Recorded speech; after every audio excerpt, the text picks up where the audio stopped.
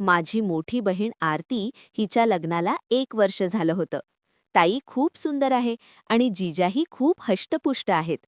लग्नानंतर ताई आमच्या घरी क्वचितच येत असे, कारण जिजांना ताईशिवाय अजिबात राहवत नसे. ताई आणि जिजा एकमेकांवर खूप प्रेम करतात आणि एकमेकांशिवाय राहू शकत नाहीत. ही गोष्ट मला त्या दिवशी समजली जेव्हा ताई दिवाळीला आमच्या घरी आली होती. ताईला येऊन 1 आठवडा झाला होता, पण जिजांचे फोन दिवसभरात अनेकदा येत असत.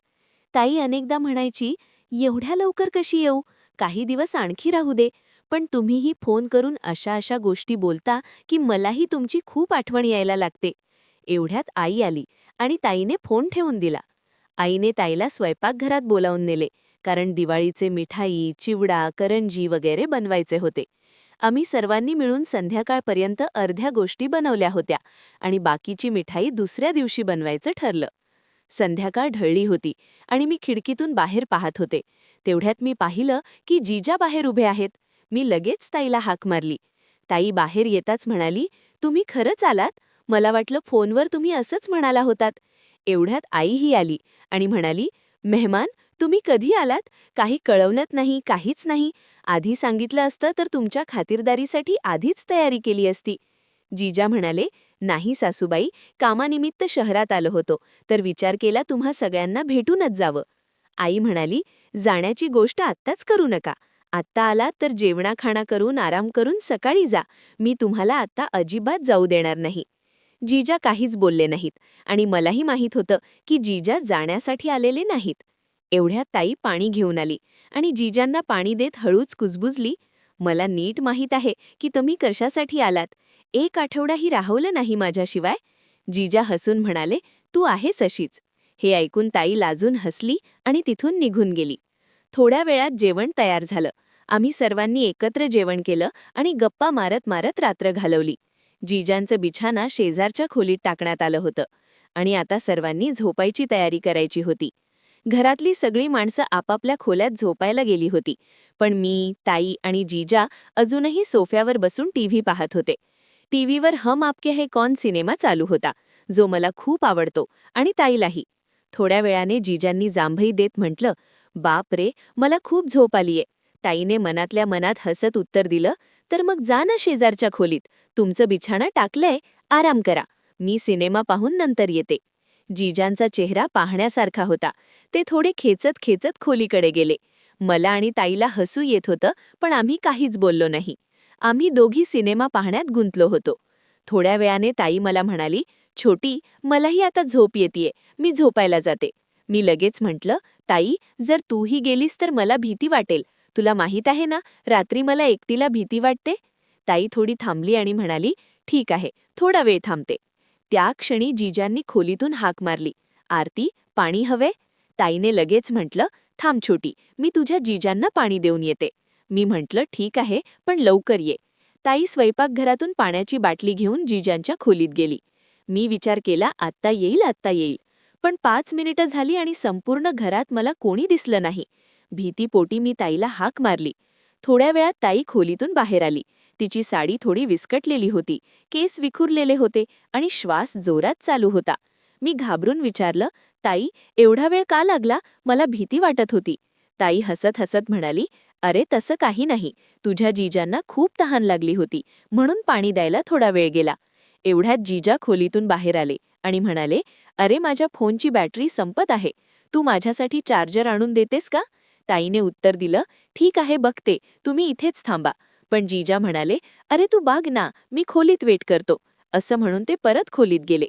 ताई माझ्या खोलीत गेली आणि तिथून माझा फोन चार्जर उचलून जिजांना द्यायला त्यांच्या खोलीत गेली.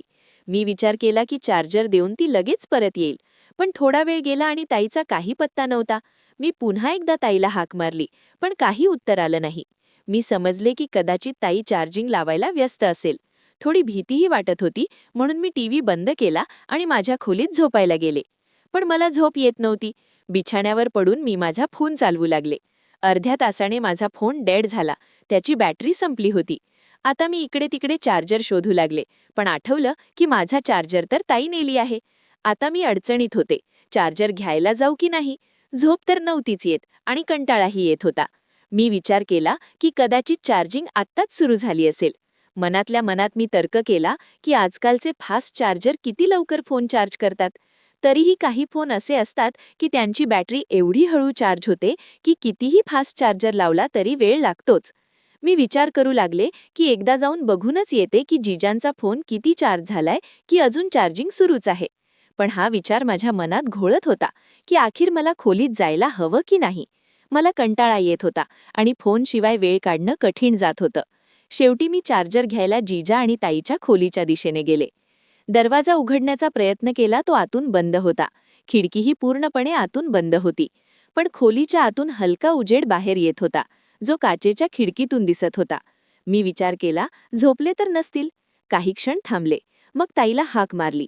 पहिल्यांदा कुणी उत्तर नाही दिलं. दुसऱ्यांदा पुन्हा हाक मारली. तेव्हा ताईचा आवाज आला, "काय आहे? का त्रास देते आहेस यावेळी?" मी म्हटलं, "ताई, तो माझा फोन चार्जर आत राहिलाय. माझा फोन बंद झालाय. चार्जिंग करायचीय. जिजांचा फोन चार्ज झाला असेल तर मला चार्जर दे." ताईने थोडी चिडचिड करत म्हटलं, "अरे नाही झाला फोन चार्ज. तुझ्या जिजांच्या फोनला चार्ज होताना खूप वेळ लागतो. चार्जिंग तर आत्ताच सुरू झालीये. तू जाऊन झोप, त्रास देऊ नको." मी म्हटलं, "ताई, फक्त 10 मिनिटांसाठी चार्जर दे. माझा फोन फास्ट चार्ज करतो." ताईने उत्तर दिलं, "ठीक आहे बाबा, आणते. तू तुझ्या खोलीत जा." मी माझ्या खोलीत परतले. थोड्या वेळाने ताई चार्जर घेऊन आली आणि म्हणाली, "घे हा तुझा चार्जर. आता त्रास देऊ नको." चार्जर घेताच माझी नजर ताईवर पडली. मी आश्चर्याने विचारलं, "ताई, तू हे काय घातलंयस? हे तर जिजांचं शर्ट आहे. तू तर साडीत होतीस ना?" ताई लाजत म्हणाली, "चुप बैस, मी जाते." एवढं सांगून ताई परत खोलीत गेली. मी चार्जर लावून माझा फोन चार्ज करायला सुरुवात केली. फक्त 15 मिनिटांमध्ये माझ्या फोनची बरीच बॅटरी चार्ज झाली. मी विचार केला, चला आता चार्जर परत देऊन येते. जर ताई झोपलीही असेल तर मी स्वतःहून जिजांचा फोन चार्जिंगला लावून देईन. मी चार्जर घेऊन ताई आणि जिजांच्या खोलीकडे गेले. यावेळी दरवाजा थोडासा उघडा होता. कदाचित ताई घाईत बंद करायला विसरली असेल. जसे मी दरवाजा उघडला आणि आत पाऊल ठेवलं, माझ्यासमोर असा नजारा होता जो मी माझ्या आयुष्यात कधीच पाहिला नव्हता. माझे डोळे फाटूच राहिले. माझी ही खूप मोठी चूक झाली होती. मी आत येण्याआधी हाक द्यायला हवी होती. मी हे कसं विसरू शकले की हे लग्न झालेलं जोडपं आहे? मला त्यांना पाहून खूप लाज वाटत होती. पण ताई आणि जिजांना या गोष्टीचा जराही अंदाज नव्हता की मी दरवाजात उभी आहे आणि त्यांना पाहत आहे. त्यानंतर जे घडलं ते जाणून तुम्ही इतके हैराण व्हाल की तुम्हाला एक मोठा धक्का बसेल. कथेचा पुढचा भाग जाणून घेण्यासाठी तयार रहा. जर तुम्हाला हा पहिला भाग आवडला असेल तर आम्हाला कॉमेंट्समध्ये नक्की सांगा. कथेच्या दुसऱ्या भागाला लवकरच आणण्याचा प्रयत्न करीन.